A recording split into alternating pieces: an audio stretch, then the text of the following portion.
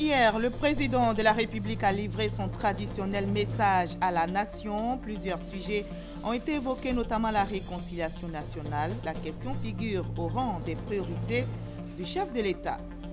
Ce premier jour de l'année 2016 a été célébré dans les familles, repas, musique. On a accueilli la nouvelle année avec beaucoup de joie. On en parlera avec nos reporters dans quelques instants. Et pendant que la majorité de la population célèbre le nouvel an dans les églises, maquis et restaurants, certains agents veillent au bon fonctionnement, notamment dans les hôpitaux, pharmacies, commissariats et à la RTI. Les talibans ont revendiqué un attentat suicide à la voiture piégée ce 1er janvier 2016 contre un restaurant français en plein centre de Kaboul, la capitale afghane. Très belle année à toutes et à tous. Bienvenue dans le 20h sur RTI 1. La nouvelle année 2016 a pointé du nez depuis quelques heures avant la célébration du Nouvel An. Hier, le président de la République a livré son traditionnel message à la nation. Plusieurs sujets ont été évoqués, notamment la réconciliation nationale qui reste une priorité pour le président Ouattara. Mais quelle est sa méthode pour booster la réconciliation en Côte d'Ivoire? Élément de réponse avec Abiba Dambélé Saoui. La réconciliation est une question de volonté et de cœur. C'est aussi un combat de chaque instant. Nous devons le gagner ensemble. Pour cela, nous devons tenir autour de nous un discours de paix, de pardon et d'union. J'ai acquis la conviction que nos compatriotes, dans leur grande majorité, aspirent à vivre et à travailler ensemble pour bâtir une nation forte. Pour une Côte d'Ivoire sortie profondément divisée de la crise post-électorale de 2011, la réconciliation nationale s'imposait comme un impératif. L'ayant compris, depuis son accession à la magistrature suprême, le président Alassane Ouattara fait de la réconciliation nationale une priorité au même titre que la reconstruction et la relance économique du pays. La démarche choisie pour ce faire se décline sous le triptyque vérité, justice et pardon. Et les actes ont très vite suivi les intentions. Juin 2011, le gouvernement crée la Commission nationale d'enquête afin de faire la lumière sur les violations des droits de l'homme commises durant la crise post-électorale. Dans cette tâche, la CNE sera épaulée par la cellule spéciale d'enquête dirigée par la magistrate Matoloma Cissé. Aussi, la Cour pénale internationale sera-t-elle mandatée par le président de la République afin d'enquêter sur les crimes les plus graves. Dans son rapport final remis le 8 août 2012, la Commission nationale d'enquête, présidée par la magistrate Paulette Badjo, a incriminé toutes les parties en belligérance pour les crimes commis lors de la crise post-électorale. Des crimes qui ne resteront pas impunis, quel que soit le camp des auteurs, a promis le chef de l'État. Depuis, plusieurs procédures judiciaires ont été engagées. Certaines ont abouti à des condamnations, d'autres sont encore en cours. Autre acte majeur posé par le président Alassane Ouattara, la création le 12 juillet 2011 de la Commission Dialogue, Vérité et Réconciliation, CDVR. Mise en place pour un mandat de 3 ans, cette institution avait pour mission essentielle de créer les conditions de la réconciliation nationale suite aux crises sociopolitiques qu'a connues la Côte d'Ivoire. Le gouvernement a ainsi mobilisé un budget de 16 milliards de francs pour permettre à la CDVR d'atteindre ses objectifs. Au terme de son mandat, la CDVR a remis son rapport final le 15 décembre 2014 au chef de l'État. La quête de la réconciliation nationale s'est aussi jouée sur le terrain politique. Le dialogue avec l'opposition a ainsi été maintenu sur ces 4 dernières années. Un cadre permanent de dialogue, CPD, sera même installé par l'État en avril 2012. Il se définit comme étant la plateforme d'échange, de réflexion, de propositions et d'actions en vue de l'amélioration des relations et de la consolidation de la confiance entre le gouvernement et l'opposition politique. Preuve de sa volonté à inclure l'opposition dans le jeu démocratique. Le président Alassane Ouattara a nommé en janvier 2013 un ministre d'État chargé du dialogue politique en la personne de l'ancien Premier ministre Jeannot Kouadio Aoussou. En 4 ans, ce dialogue a produit des résultats probants. La libération de 222 détenus de la crise post-électorale et des mesures de grâce pour 3100 prisonniers. 249 comptes bancaires dégelés sur 289 appartenant à des proches de l'ancien président Laurent Gbagbo. De 2012 à 2015, sur les 300 000 réfugiés de la crise post-électorale, 240 449 ont regagné la Côte d'Ivoire grâce au processus de rapatriement volontaire organisé conjointement par l'État de Côte d'Ivoire, le Haut Commissariat aux réfugiés et le service d'aide et d'assistance aux réfugiés et apatrides. La présence de l'opposition au sein de la commission électorale indépendante, la participation du FPI, ex-parti au pouvoir, à l'élection présidentielle du 25 octobre 2015. Au-delà de tous ces résultats, les attentes des populations sont encore nombreuses, ce qui va amener le chef de l'État à créer le 24 mars 2015, en remplacement de la CDVR, la CONARIV, la Commission nationale pour la réconciliation et l'indemnisation des victimes des crises survenues en Côte d'Ivoire. À la disposition de cette institution, un fonds de 10 milliards de francs chaque année, à l'effet d'indemniser les victimes des crises. Une opération qui a effectivement débuté depuis le 4 août 2015. Pour son second mandat, le président de la République promet d'aller encore plus loin dans ses efforts en faveur de la réconciliation nationale. Pour preuve, il a initié des rencontres consultatives avec la Chambre des rois et chefs traditionnels, les guides religieux et la CONARIV qui lui ont fait des recommandations afin de booster le processus de réconciliation nationale, réitérant ainsi un vœu cher à lui, celui d'une Côte d'Ivoire rassemblée dans la paix et la cohésion sociale. Et on en arrive à l'un des titres de cette édition. Ce premier jour de l'année 2016 a été célébré dans les familles. Parents, amis se sont retrouvés autour des repas pour célébrer 2016. Il y avait aussi de la musique. Moment d'intense joie et de partage. Voyons comment la nouvelle année a été accueillie dans les différentes familles, riches ou modestes, avec nos reporters Nou Sangaré et Moussa Konaté. Dame Marie Solange, cette veuve mère de 7 enfants, est à la retraite depuis 3 ans. Contrairement à l'année dernière, elle dit fêter ce premier jour de l'an dans l'allégresse. C'est une joie de ce que l'année là nous a trouvé. Nous la fêtons dans l'allégresse parce que Dieu a permis que nous ayons un peu pour acheter les poulets et puis pour pouvoir habiller les enfants. Au-delà de son aspect festif, la célébration de la nouvelle année est aussi un moment de retrouvailles. La grande famille est là et nous avons aussi invité nos amis, nos proches. Nous sommes en train de faire le foufou, nous avons du poisson braisé, nous avons du poulet braisé, nous avons des crudités et puis de la tchéké et puis du riz. Ce sont tous mes enfants, leurs épouses et mes petits-enfants qui sont venus faire la fête du premier jour de l'an en famille. À Colombie, dans ce sous-quartier de la commune de Cocody, l'on s'active pour proposer de meilleurs menus aux invités. C'est pour mes enfants et moi, les amis de mes enfants, mes voisins, nous allons partager le repas ensemble. Pour ce premier jour de l'année 2016, les populations n'ont pas boudé leur plaisir.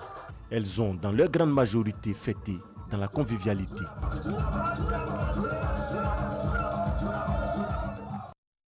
Marchou, le village des lépreux situé dans la commune de Bingerville, était aussi en fête ce premier jour de l'an. Les habitants ont accueilli la nouvelle année comme tout le monde. Les lépreux de Marchou, faisant fi de leurs difficultés, ont célébré 2016 dans la joie. Reportage réalisé par Fidèle Aigné, Godefroy Okambawa et Konaté Moussa. Marchou, village des lépreux situé dans la commune de Bingerville. Nous sommes le 1er janvier 2016. Ici, comme partout ailleurs, le nouvel an est célébré dans la gaieté. Des pas de danse, des mets pour amorcer la nouvelle année avec espoir. On a tourné, on a gagné un poulet. C'est ça, on a préparé, nous, à manger. 1er janvier, là, on a mangé bien. Ça, là, ça m'a envoyé moi manger. Tout ça, là, on a mangé bien. Sinon, on a fêté bien. Bonne année, comme Côte d'Ivoire. Pour la circonstance, tous les moyens sont bons pour donner une coloration particulière à cette célébration. On est venu nous amuser, il faut te comporter aussi, ça part pas la joie, voilà pourquoi on a accepté ça. Derrière ce tableau reluisant se cachent des difficultés. La nouvelle année, nous on accueille ça comme ça, avec le moyen que des fois l'État nous donne, le donateur vient nous donner, des fois on prend ça là pour fêter. C'est ce que nous on prend pour fêter. La terre là aussi autour de nous, ils ont tout pris. Nous on a souffert, nos enfants vont souffrir encore. C'est ce que nous demandons pour l'État qu'à nous aider pour qu'on puisse limiter ça. Sur 400 malades que comptait le village Machou à sa création, il ne reste plus que 15 qui y vivent avec leurs familles et les descendants des défunts malades.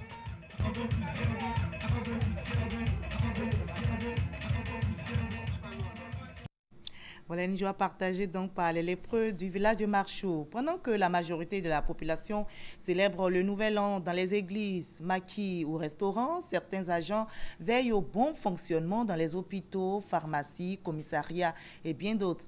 Et la RTI n'est pas en marge de ce type de personnel, ces agents qui sont de permanence les jours de fête. On en parle maintenant avec nos reporters Ange Ehouradé et Konaté Moussa. Nuit de la Saint-Sylvestre, il est 21h. Au moment où les populations se rendent dans les lieux de culte et de distraction, certaines personnes s'activent pour accomplir leurs devoirs. C'est le cas ici, au commissariat du 8e arrondissement, dans la commune de Cocody. Ces policiers reçoivent les consignes de leur hiérarchie. C'est un sacerdoce. Les gens s'amusent, nous travaillons. C'est pour cela que nous sommes payés. Et notre satisfaction sera le fait que, au petit matin du premier, qu'on dise que oui, que les forces de l'ordre ont déployé toute leur énergie pour assurer la sécurité des populations. Il n'y a pas que les forces de l'ordre qui travaillent cette dernière nuit de l'année 2015. Le personnel médical est aussi à pied d'œuvre dans les hôpitaux et les pharmacies. Il peut y avoir des situations où il y a des malades qui auront besoin de nous, forcément de nous, pour acheter les médicaments.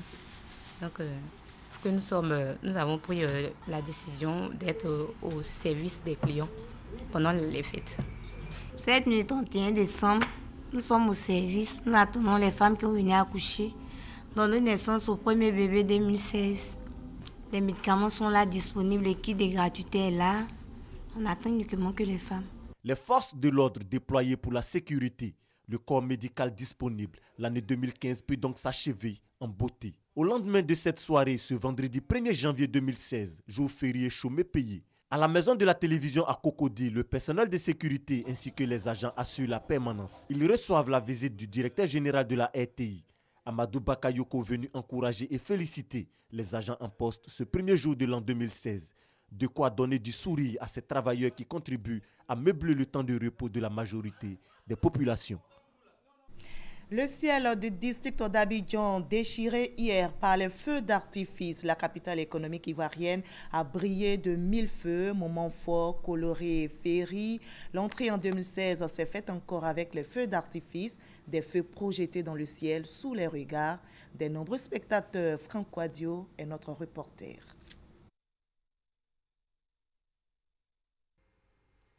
Plusieurs colonnes silencieuses de marcheurs en direction du pont Charles de Gaulle et alentour. Tout le monde convergeant vers l'espace dédié. Objectif, ne rien rater de l'entrée dans la nouvelle année 2016 en son et lumière. Et quand l'attente est trop forte, un petit somme pour recharger les accus. D'autres préfèrent regarder jouer les enfants en attendant dans quelques minutes d'avoir les lumières plein les yeux. Comme c'est la nouvelle année là, donc on a décidé de sortir un peu en famille. C'est un sentiment vraiment de joie qui m'anime. Vous-même vous voyez, les enfants sont contents, tout le monde est heureux. Et dans ce doux écrin de l'attente fiévreuse, à minuit passé de 30 minutes, les salves d'essai tirées depuis les barges au milieu de la lagune. Puis, c'est l'explosion.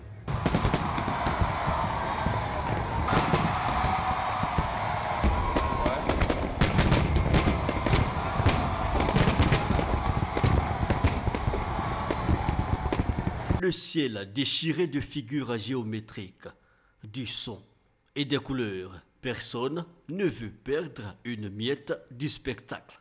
Des populations venues de plusieurs quartiers du district, plusieurs à exprimer leur satisfaction. Dieu pour que chaque année, on ait encore ces moments très forts. Cette année, je crois que cette année, vraiment, c'est fabuleux. C'est fabuleux, voilà, c'est fabuleux. Qu'est-ce que vous faites dire ça? Oui, mais vous voyez effectivement, vous voyez les images. Mais le plaisir, fut-il merveilleux, est jugé bref. Et c'est du palourd de celui qui veut en voir davantage que les populations sont rentrées chez elles. Dire bonjour à la nouvelle année 2016.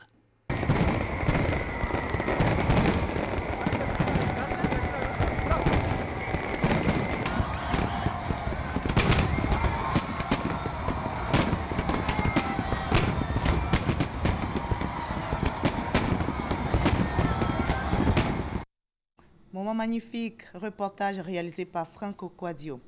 Dans l'ensemble, comment la Saint-Sylvestre a-t-elle été célébrée dans le district d'Abidjan? Les populations ont-elles fêté dans la quiétude? Hier, le ministre chargé de la Défense a sillonné quelques communes pour se faire une idée du dispositif de sécurité mis en place. Les forces de l'ordre étaient déployées dans tous les points chauds de la capitale, nous dit Abou Sanogo. Koumassi, Trècheville, Yopougon, Abobo, Plateau d'Okuy et la RTI sont les lieux visités par le ministre chargé de la Défense cette nuit de la Saint-Sylvestre. Première étape, le 2e arrondissement de police dans la commune de Trècheville. Paul Kofi y est pour voir si les consignes sont respectées. Policiers, gendarmes et militaires qui assurent la sécurité sont en place. Cap à présent sur la commune de Yopougon. Escale à l'escadron et à la brigade de gendarmerie de Yopougon-Kouet pour s'imprégner du dispositif sécuritaire. Rien à signaler.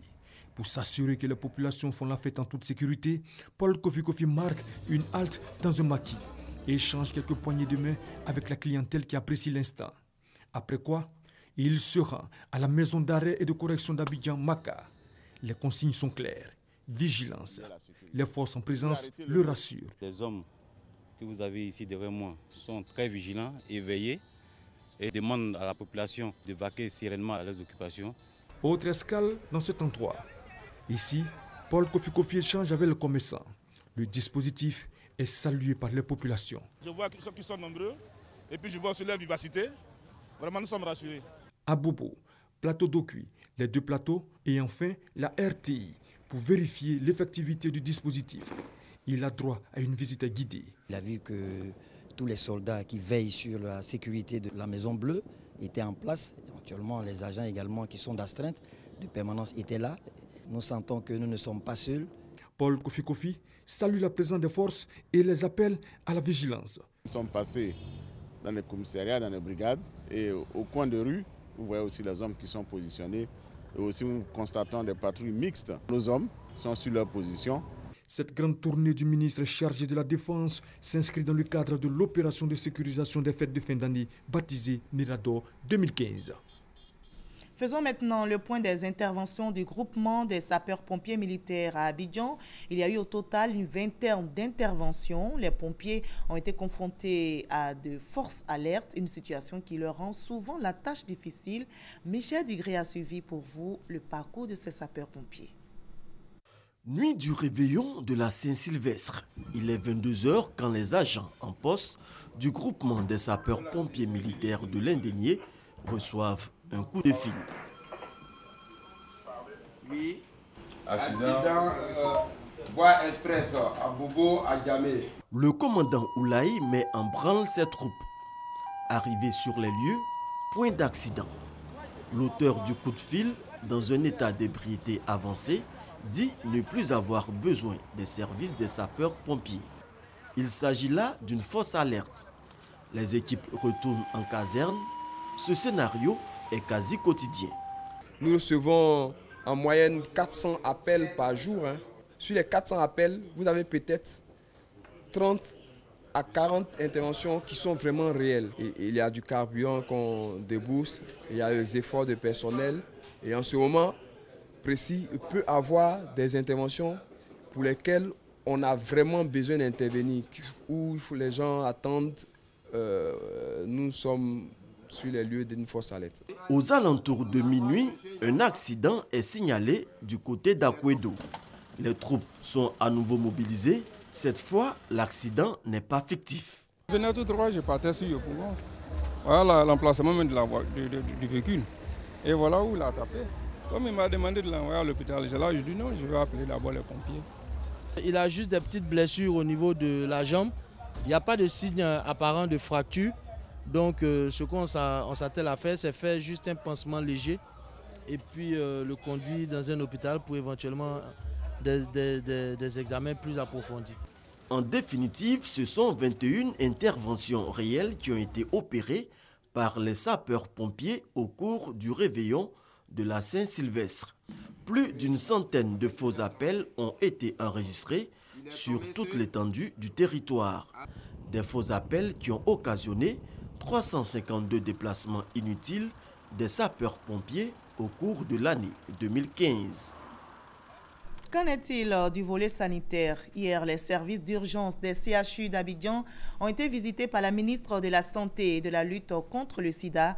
Le personnel de santé était à son poste. Dans les maternités, les mères des premiers bébés de l'année 2016 ont reçu des dons à Mississoko.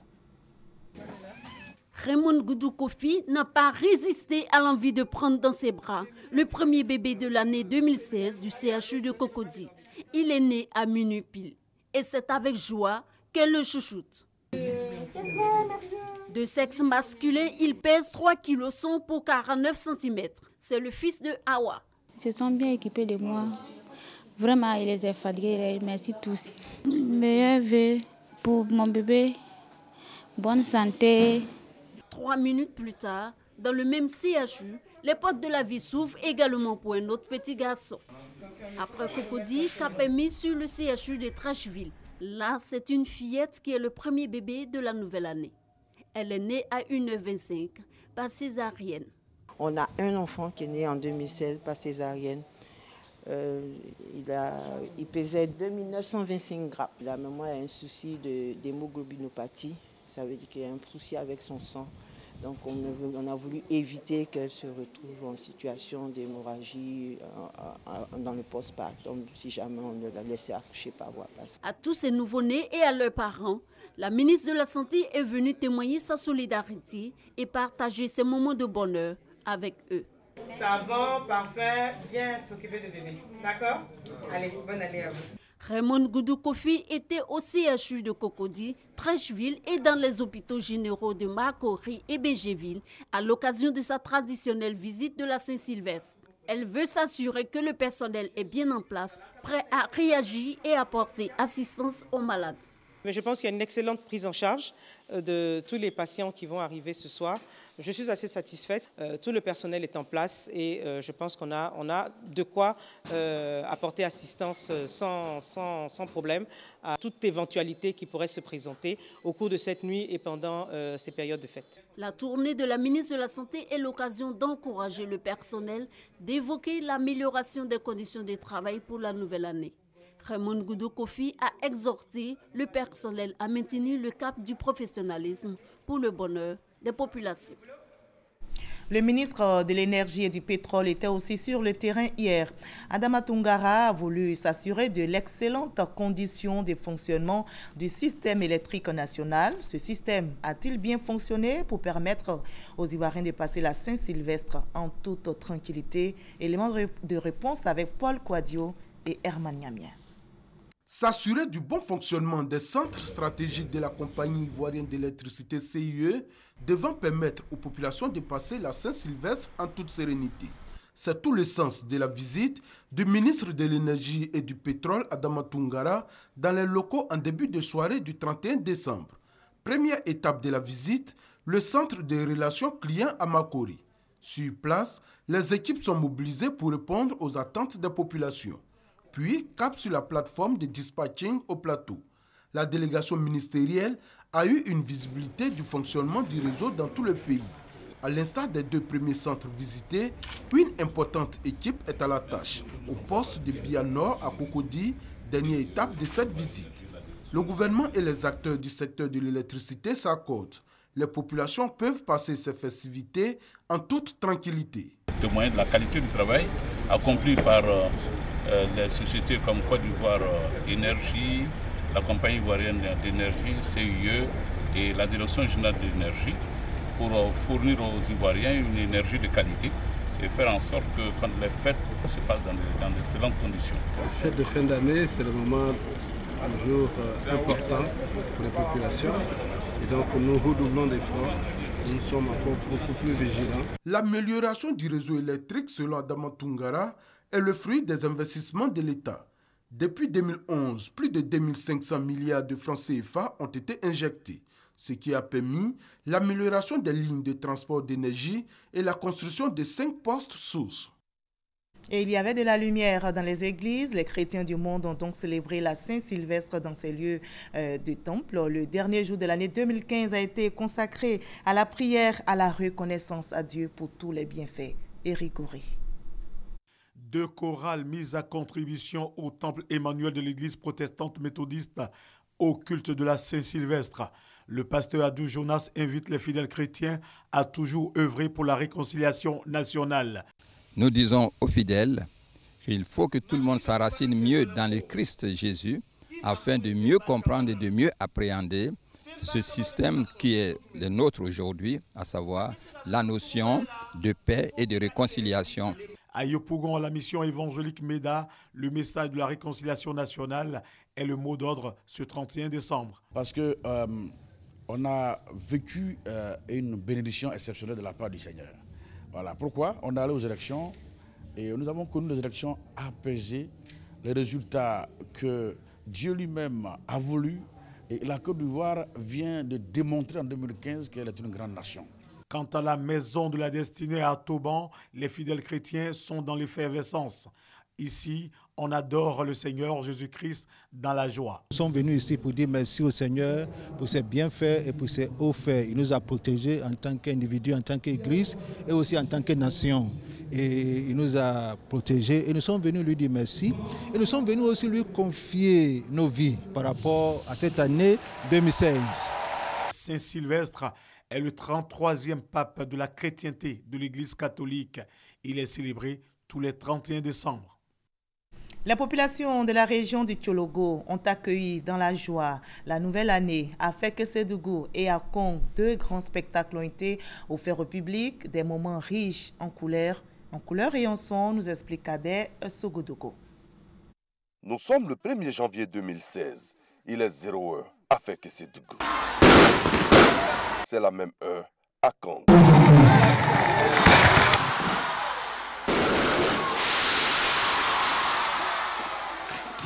Dans ce décor de rêve, plusieurs artistes ont fait vibrer tous ceux qui ont effectué le déplacement. À Fekkesedougou, en présence du président de l'Assemblée nationale Guillaume Soro, le groupe Wenge Musica de JP Mpiana était de la partie. Du côté de Kong, le ministre Tene Birema Ouattara et la population de Kong ont été égayés par Afou Keïta, Mawa Traoré, des humoristes JC Pluriel pour souhaiter que 2016 soit l'année de tous. Yodé et Siro ont également assuré. Les personnalités présentes ont adressé leurs vœux à toute la Côte d'Ivoire. 2015 est mort avec son lot de tristesse et de malheur. Vive 2016! Tous ensemble, soyons heureux de fêter, de magnifier 2016.